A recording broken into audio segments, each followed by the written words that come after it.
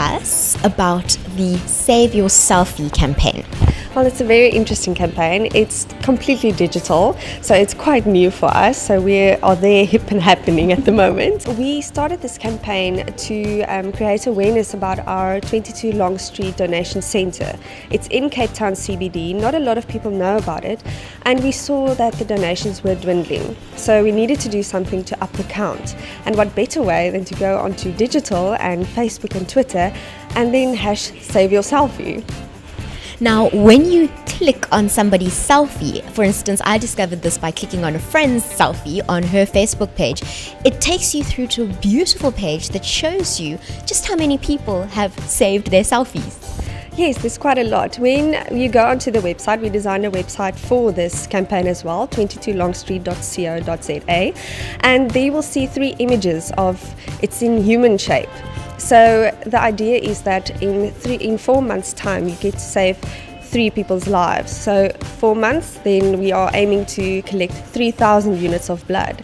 So by this, every little person in that website will fill up. If there's 1,000 people, the first man will be filled up, and so the second, and so the third. So we are on track, and we're very excited about that. We're standing at about 2,200 people at the moment that have donated and are involved in this campaign. So we just have a few more to go, and we have about 3 weeks left. So we really need everybody in Cape Town CBD to really step up and come donate for us.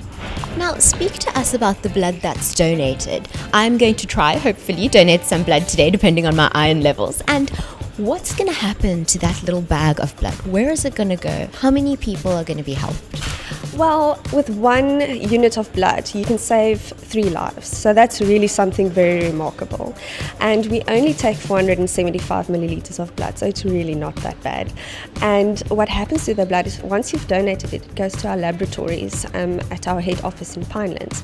And there it gets tested. Every unit gets tested for HIV, hepatitis B and C, syphilis, and it is blood grouped every time. And from there, it is taken to it's then divided into blood components. So you get your red cells, your platelets and your plasma, and that goes to various patients. Everybody thinks that blood only goes to emergency patients. It doesn't. It goes to cancer patients, burn victims, it goes for organ transplants. So there's really a lot it covers.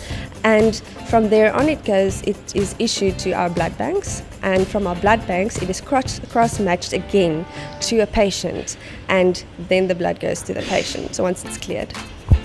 What about the person who says to you, the idea of donating blood is just terrifying? It's actually true that the needle is the #1 deterrent for donating blood, and we usually say it's really not that bad. There's a lot of people that is so scared of needles, but once they get over that fear and once they sit down and donate blood and they know they are impacting at least 3 people's lives, it's something truly remarkable, and they get into a habit of coming back and doing it again, and that's what we want and that's what we need. So just to get over that fear, come and chat to us, and we'll take you through the whole process. We'll explain everything to the T to you, and we'll make it as easy and comfortable as possible. Now, when you walk through the doors here in the hopes of donating blood, talk us through the process. I know that there are a few tests that need to be done before you sit down in the chair to donate. Yes, well, first of all, you need to make sure that you eat and drink something 3 to 4 hours before donating blood. If I say eat something, it's not just an apple or a little piece of bread. It's, go and make yourself a nice sandwich. Sit down, enjoy it, and drink lots of fluids on the day, water or juice. Any of those 2 will help.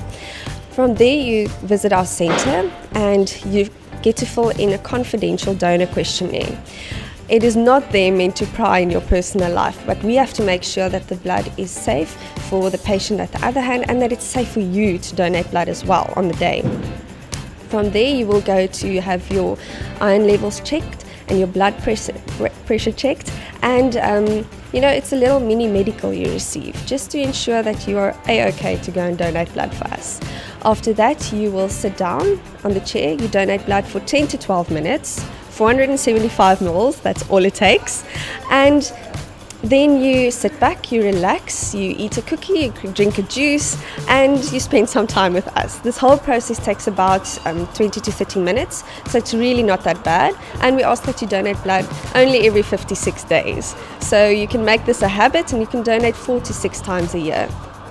Now, when I come through the doors, donate blood, and snap my selfie, where do I upload it? What happens to it? It gets automatically uploaded onto the 22 Long Street website. From there you can go and type in your name and your picture will pop up.